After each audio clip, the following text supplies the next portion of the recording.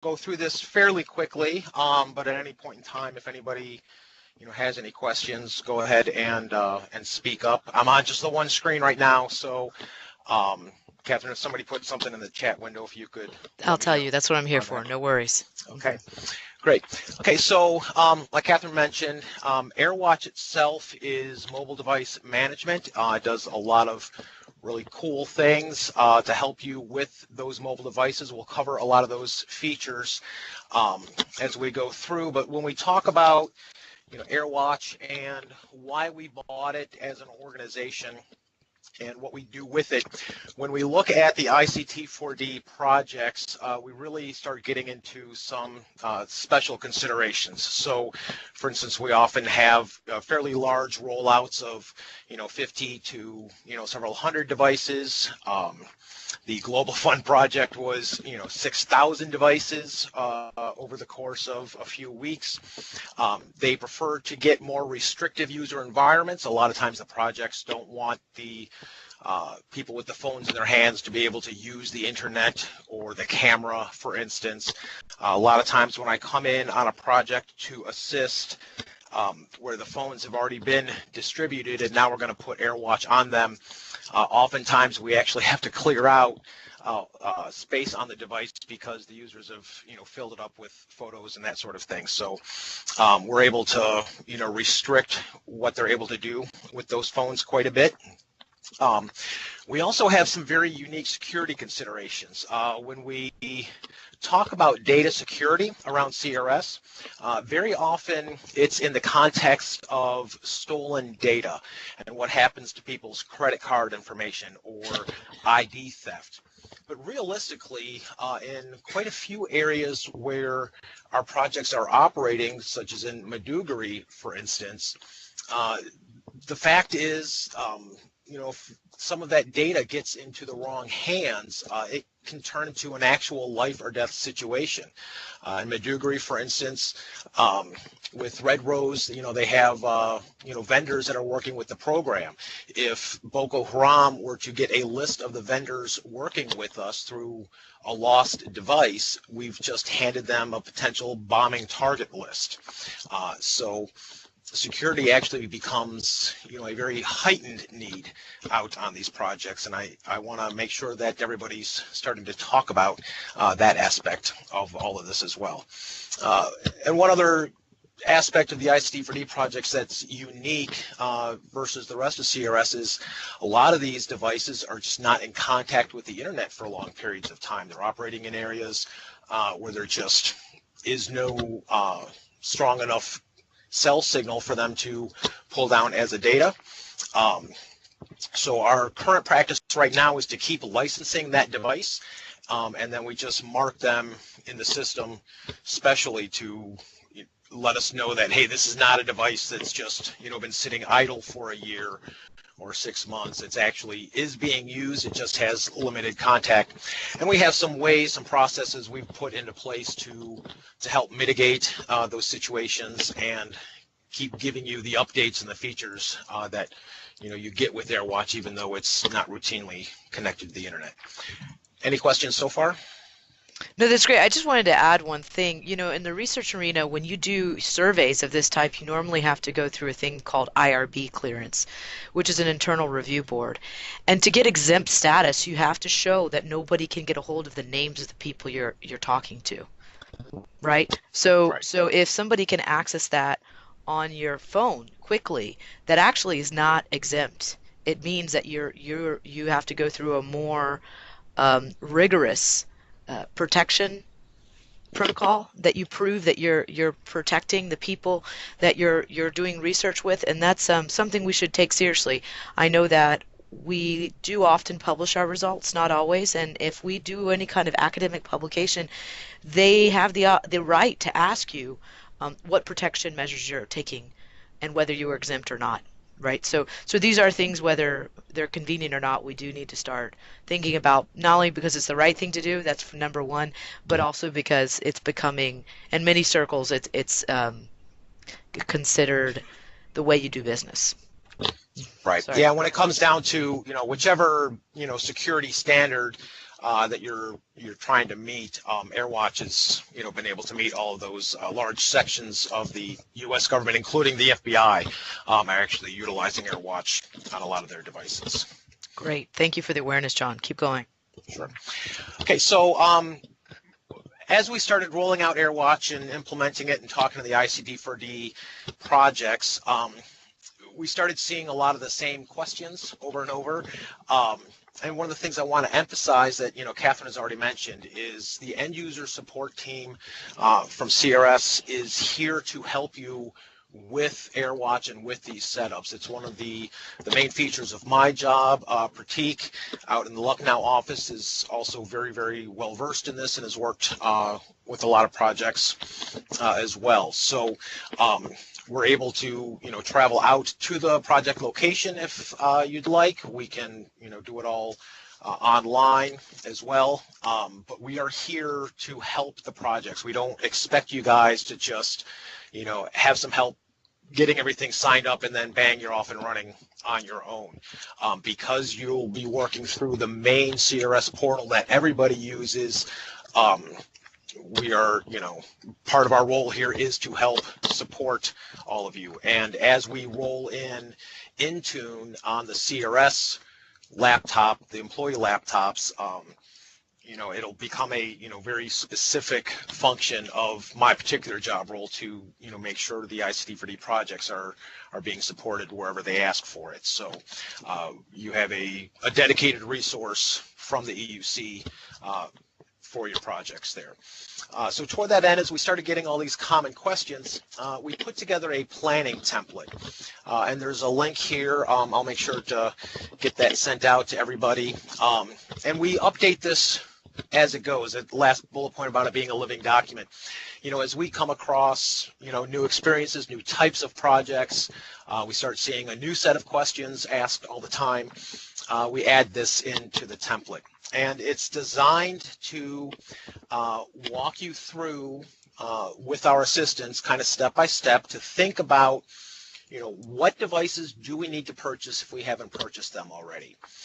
What type of features do we want to implement, and which features do we want to make sure are restricted on that device, and which policies do we want to put in place? What software are we going to install on these devices, and make sure that if an update comes to that software, we're using AirWatch to go ahead and update that software. It's one of the great things about mobile device management that, again, often doesn't get talked about, is the devices would no longer have to come into the office or have to have explicit instructions to someone out in the field to get your software updated. The project just needs to provide one copy of the update to us or a link to where we can get it. We can configure the portal to automatically push that out to all the devices. So as they come online to the internet, they would automatically receive that software update. So this planning template, walks you through those questions and then helps you set up the users in a automated template fashion, so that everything is, as plug and play and ready to go as possible. And again, this is not a template that we want to just throw at you and say, here, fill this out. But we'll walk you through some of those questions and help you get on board with some of the terminology used in AirWatch specifically, but mobile device management broadly as well. So that would be part of the setup process, is to go through that template with you and have some planning meetings regarding that. Any questions so far? Great. Okay, so one of the unique features of AirWatch, which is why we chose it for our mobile device management, is they have this thing called organizational groups, or org groups, and they can be nested inside of each other in a hierarchical fashion. So we have constructed ours very similar to the way we have Bell Manage set up, if you're familiar with that product that's in our environment. But basically, it's all of CRS, and then all the regions, and then every country in that region, and then the specific offices inside that country program. You can also branch out. So at the country level, if you don't have one already, we create a ICT4D projects folder to sort of manage all of the projects in that country program. And then inside of there, we create a specific org group, for your project. And if you want to have specific locations or break it down, to even more granular level, we can do that. Now, the great thing about org groups is it's not just a way to see how the devices are, where their locations are through the org group structure, but because it's hierarchical, we can apply policies at one level, and that policy then flows downhill to all of the child organizations. So if your country program, for instance, wanted to have one policy that was enforced on every project device inside that country program, we can apply that policy at the country program level and not necessarily have to apply it to every single individual project. Okay, so for instance, we have one policy that's CRS-wide, and that's that every device needs to have some sort of passcode to protect it. Okay, and just speaking in light of recent events, those should not be shared across a lot of people. Correct. Yes. So one of the things we can actually do is set a particular passcode for all the devices inside of a project, which actually sometimes helps for setting up. So we can set that initial passcode for all the devices, and then you just go through, and as you finish the setup on each device before you hand it out to the person that's going to be managing the device, you can go ahead and change the passcode at that point. We can really get to this point later, but while we're on the topic, passcodes tend to be a huge problem with ICT4D projects. I know projects like to use universal passcodes because that way if somebody forgets a passcode, they can say, oh, it's 1234, and get that person in. So one of our first lessons with one of the projects in Nigeria 2 years ago was, the local staff, people who they hire to go take these iPads and go out into the field and collect data, were forgetting the passcode and then trying so many times that they actually disabled the iPad because of the way iOS works. Well, now that means that Kelvin has to, leave the Abuja office, fly up to Sokoto, connect up, in a 2-3 hour drive away from the Sokoto office to wherever that device happens to be, reverse the process all the way back to Abuja, get it connected up to the iTunes server they used to roll them all out in the first place, reset the device, get it set back up, get back on a plane up to Sokoto, and then take the 2-3 hour drive and connect up with, whoever has that device. It might be cheaper just to get a new phone. Right. Yeah. Well, Kelvin takes he's got a sort of a regular pattern. He, flies around. He's, sort of his beat. But because you have to wait for him to come around, for the Sokoto to come up on his regular cycle, literally that iPad is out of commission for 6 to 8 weeks because somebody forgot a passcode. So with AirWatch, we can actually immediately get into that iPad, unlock it, reset the passcode, and get it back in the hands without anybody really having to go anywhere. It just has to be connected to the internet. So somebody might have to go pick the iPad up and get it to a spot where it can connect to the internet, but that's much better than taking a plane from Abuja to Sokoto and then a 3 hour car drive. Yeah. Right? So we can apply all of those policies at whatever level we want. We can actually even exempt one group from a policy that's coming down. So if there was a reason to have it applied to everybody except this one particular subset of devices, we're able to do that too. So these org groups give us a lot of flexibility with regards to policy management as well. It's not just a visual structure as to how the devices are laid out. So inside the portal we have administrators. Okay. Like I mentioned before, the end user computing team, we handle most of the administrative tasks across the portal, and that helps us make sure everything stays uniform, that we don't have 20 different groups trying to do things 20 different ways, and then we have to go and support that and figure out, what were you thinking when you set this all up. So that's why, we'll, not just for your own ease, but to make sure everything is set up well, because we've got the experience with it, why we like to stay involved in the setup phases on everything. But aside from the EUC team, you can set up administrators specific to your project, or if you have, the local ICT staff oftentimes are involved in helping support all the projects out of that office or that country program. So we can give them rights, administrative rights at, that level as well. So one more way that the org group structure gives us a lot of that flexibility.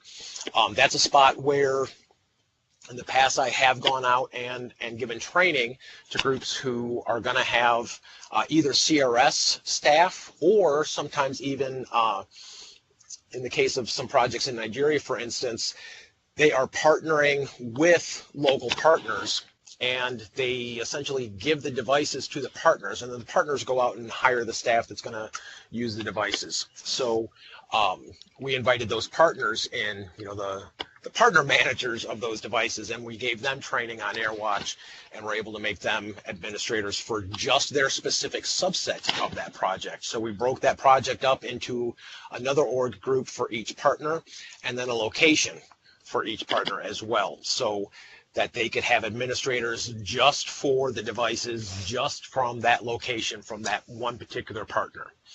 But Kelvin was still able to manage and oversee the entire thing because his administrative rights sit at the country program level for Nigeria, so he can see that for any, not just that one project, but for any projects if necessary.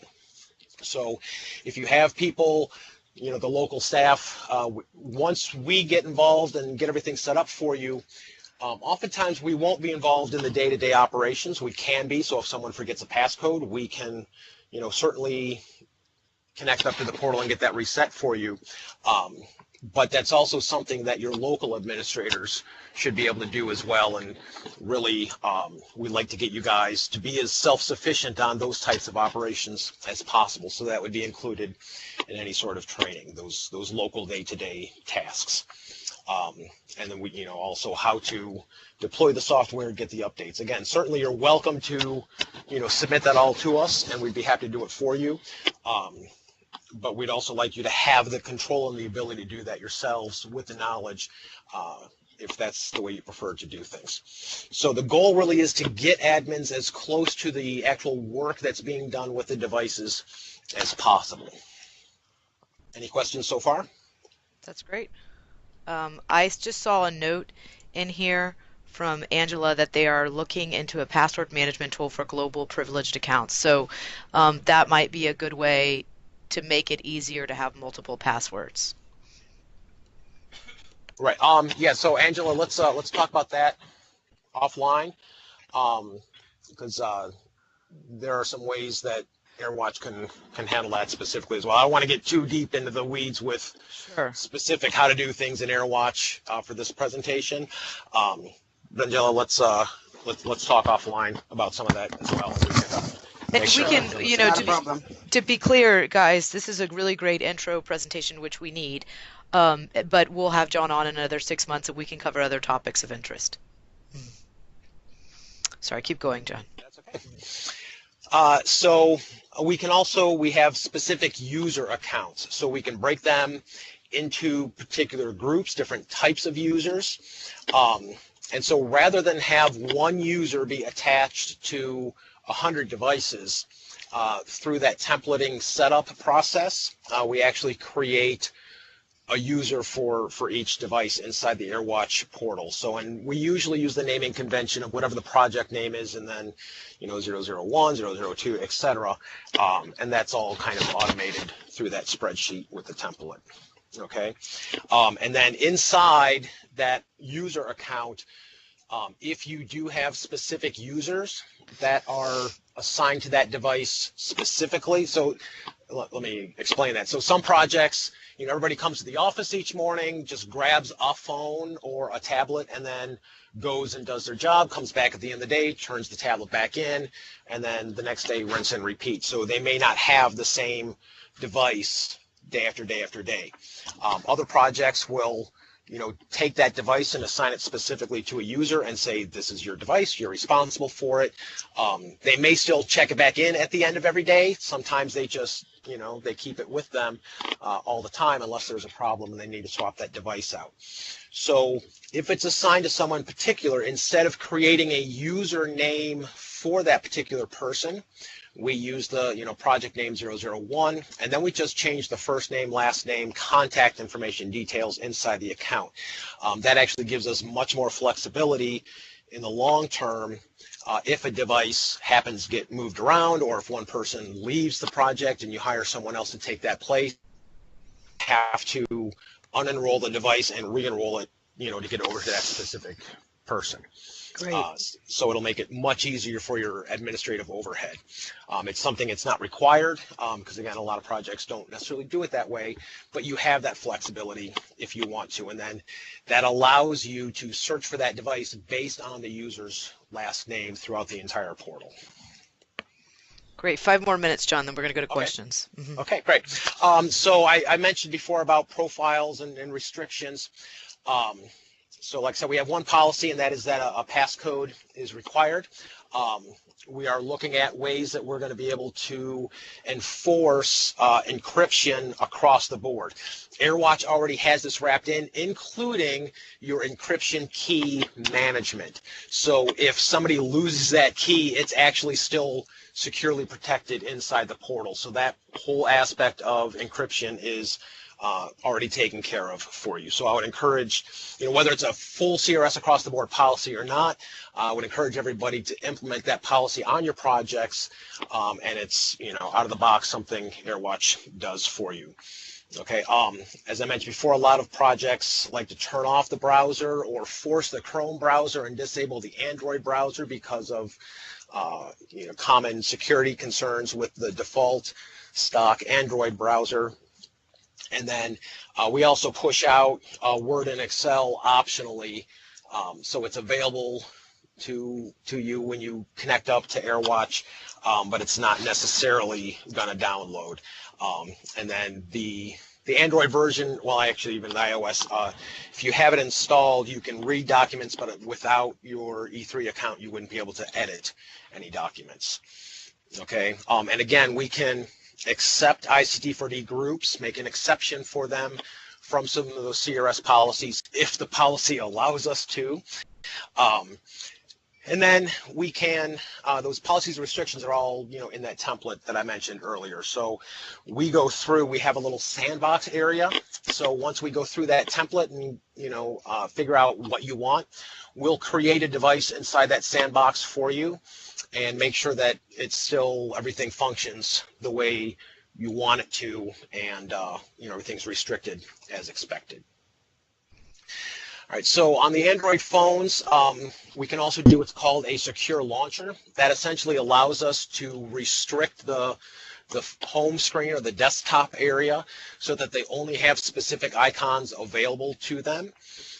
So that's one way of, really restricting that environment and making sure they're not, storing, taking a whole bunch of personal pictures and storing on that device, or, using the browser to get onto the internet, etc.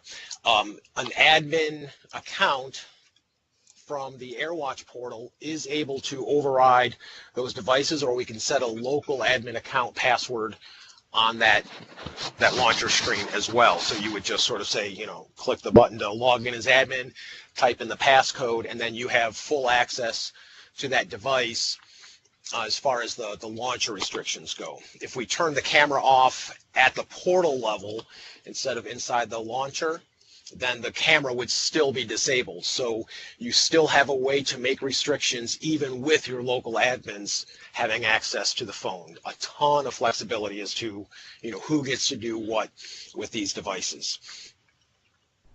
Any questions on policies, restrictions, secure launchers? Nothing in the chat. Quick question. Yes. You said that a passcode is required. Is there any restriction in length? Right now, it's just a 4-digit restriction in length. We have the ability to set that. We also have the ability to require it to be, specific alphanumeric combinations, etc.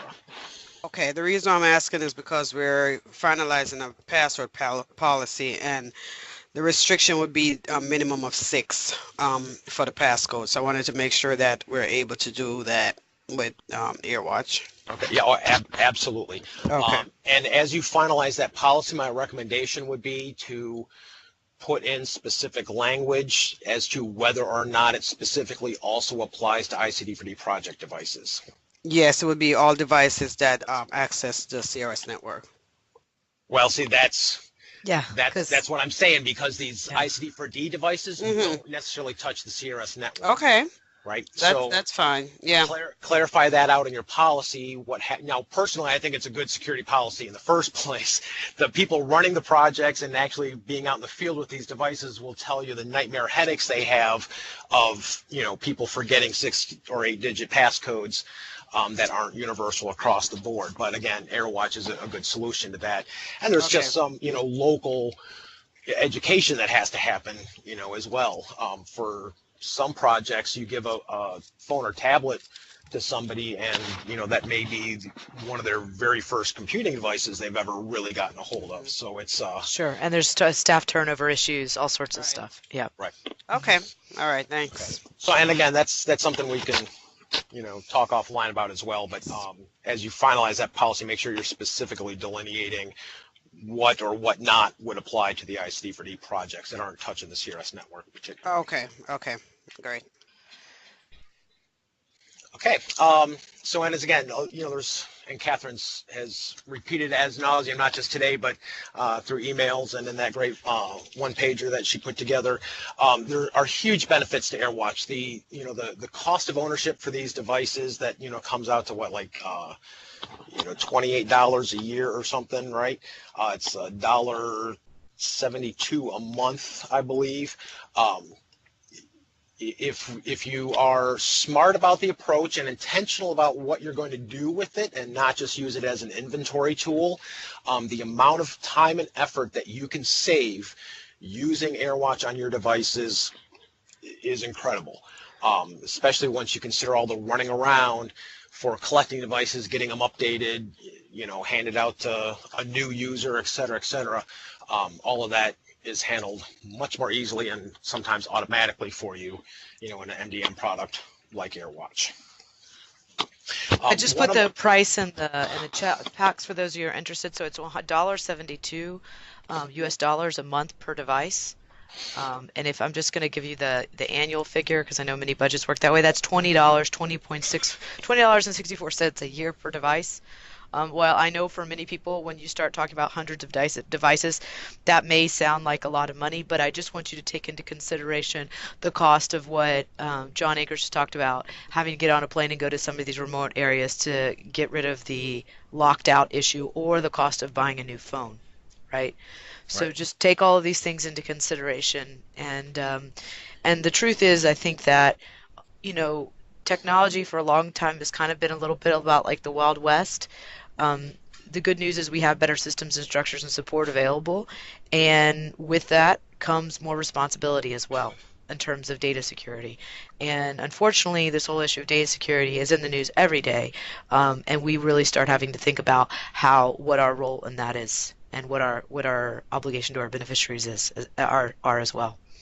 Right. And the way I usually phrase that to projects that are debating, the cost of AirWatch is, if that phone's going to be in the project for 2 years, which is, kind of a normal average for some of these devices, would you spend $40 on that device to make sure it was a good, solid device that wasn't going to, sell you short somewhere along the line of project and need to be replaced? And when you look at it that way, it becomes much easier. Yeah, it's $40 extra a device, but if it's going to do what we need it to do, that $40 becomes worth it. Right. And reduce transaction travel and all sorts of stuff, right? Right. Which is very expensive. All right, good. Just keep going.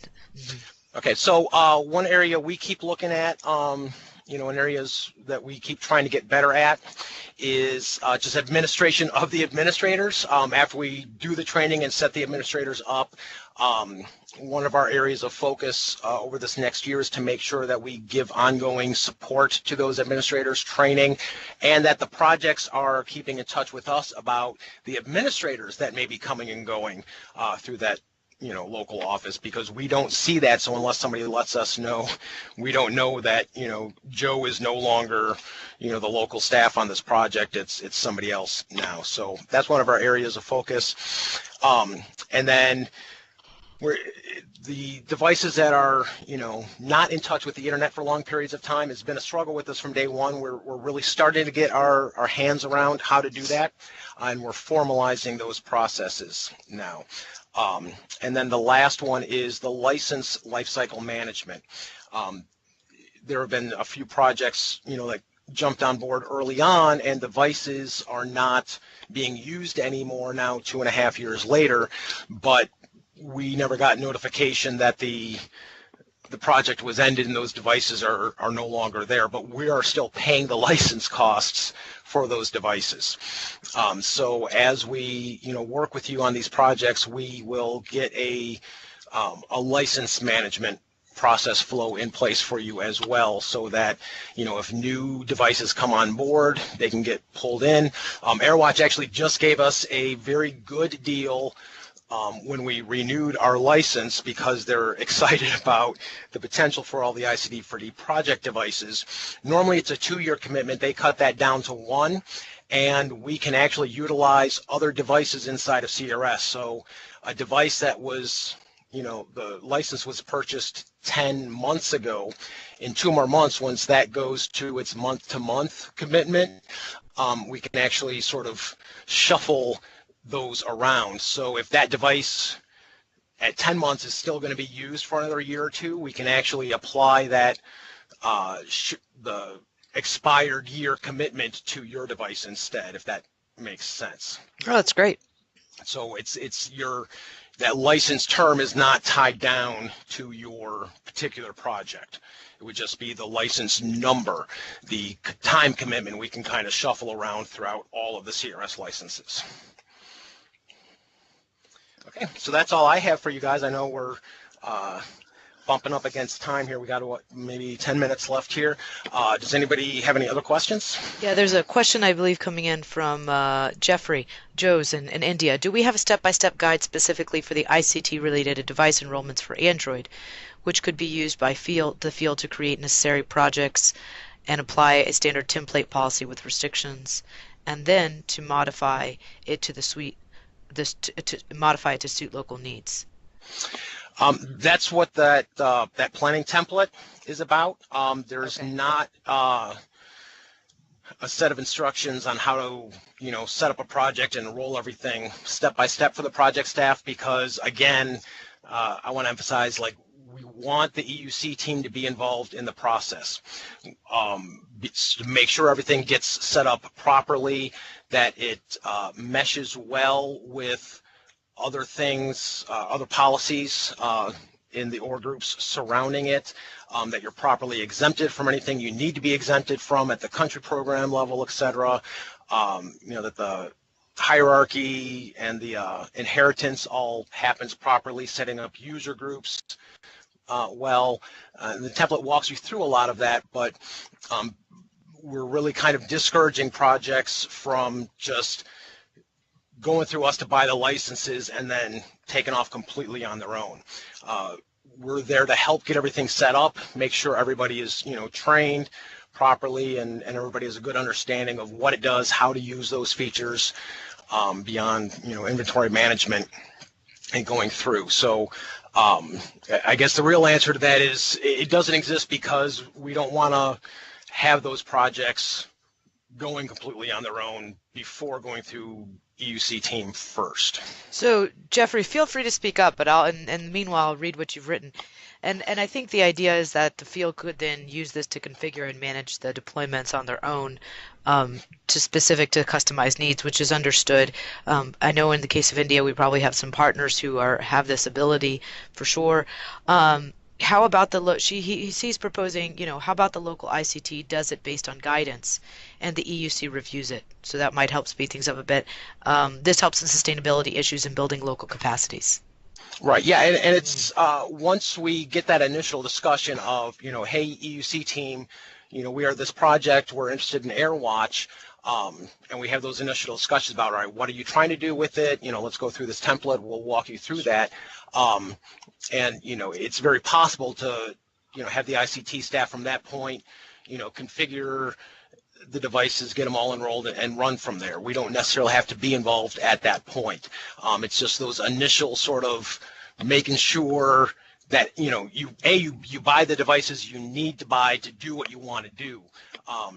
There's just because of the way Android works, the operating system itself, certain phones can be restricted in certain ways and other phones cannot. So we'd even like to be involved before the purchasing decision has been made on the devices to make sure that you're buying a device where AirWatch can restrict it the way you actually want to. So there are the we gotta haves and the it would be nice to haves. Right. And that's something that, because that is constantly changing, we would never be able to keep documentation on that updated. So that's all part of that initial process. So well, we do have standard devices we recommend, so I think we could definitely put that in the fit notes for those. That wouldn't be a massive, because we have the same issue as well. Certain phones work with Red Rose and certain phones don't, depending on the hardware capacity. So I think, as I know Ogden Plevesky is reviewing that, maybe that's another thing we could consider in that review. Right. I think that would be important input from your end if it was possible, and it sounds like you and Jeffrey should meet for sure. Yeah. The official recommendation on those phones, we essentially have the low end blue phone for projects that just need something Android Go, and that kind of just does some of the very basic AirWatch features, and then we have the Samsung A3s and 5s that the like the Global Fund are using those. Those are outstanding, durable phones, pretty accessible to cell networks globally. It's a dual SIM as well, but it also runs the Samsung Knox that AirWatch plugs into to do all of the complete full-blown features. Okay. But there's still a couple little things even with Samsung that only a Motorola phone will do. Sure. For instance. So those projects that don't want to spend as much as the A3 or the A5s, but they want something better than blue, that's kind of where we start having all those discussions. Sure. No, it sounds complex, no question. Just a note coming in from Jeffrey real quick. He wanted to say, we've learned that AirWatch does not work well on Android 7.x and above for applying restrictions. The users are able to override the AirWatch restrictions using guest mode. Pretty scary. So what John is saying is true. There is a lot of changes in the space, admittedly. I know we do try, even amongst the changes, to have a set of recommended devices based on field experience, knowing that they work, right? Because just because the new and snappiest phone's on the market doesn't mean it has a proven track record in our field programs. So hopefully we can take another deep dive at that. Let me just that real quick. So yeah, Jeffrey, that problem has just been reassigned over to me. AirWatch has been outstanding over the 3 years that we've been working with them on actually getting me over to the sales engineers directly. So we kind of bypass AT&T support for this type of thing that we pay for, and they work directly with me. So sometimes it's just a question of we just don't realize, there's got to be something we got to click somewhere in the settings, Sure. and bang, it works. So that one's just been assigned to me, and I'll be working directly with the engineering staff for AirWatch to figure out what's going on with that. All right, we're close to the hour. Thank you. This has been excellent. Obviously, this is a topic we need to cover again. I am always looking for training, so there's a peak interest in this tool, and I know it needs to be easier for a lot of people. Our aim is to do that. Thank you for your patience and your time and your attendance. And John, we look forward to having you on again. Okay, great. Thanks. Thank you.